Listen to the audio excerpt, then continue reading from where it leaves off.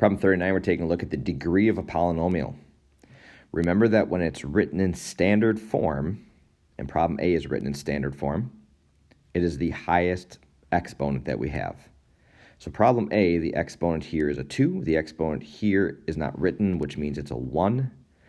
And since 2 is greater than 1, the degree is going to be a second degree polynomial.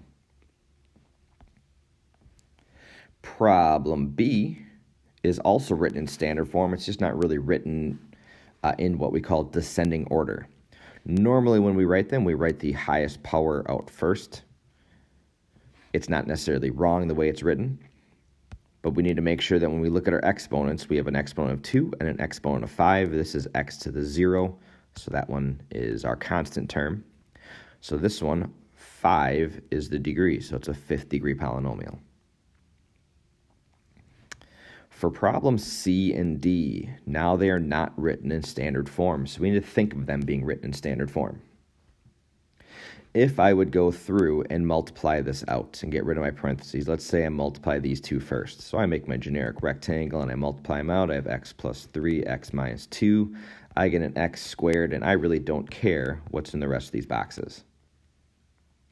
Because then I'm going to have a 3 by 2, and I'm going to have an x plus 7 times up top here is going to be whatever the result was.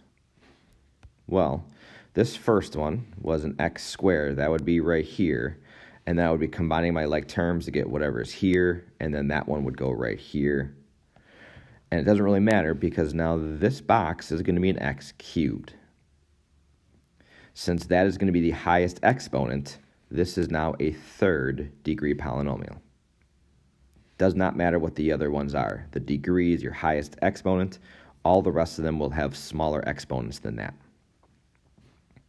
So looking at problem C, or problem D rather, if I went through and multiplied that out, I would get an x squared, and then I don't care what the rest is. Then I would take that x squared and I'd multiply it times this, and that would give me an x cubed. And then I would be taking an x cubed and multiplying it times that, and that would give me an x to the 6th. So now, after I would get rid of all my parentheses, I have an x to the 6th, and I have a bunch of other stuff after that. But this now is a 6th degree polynomial.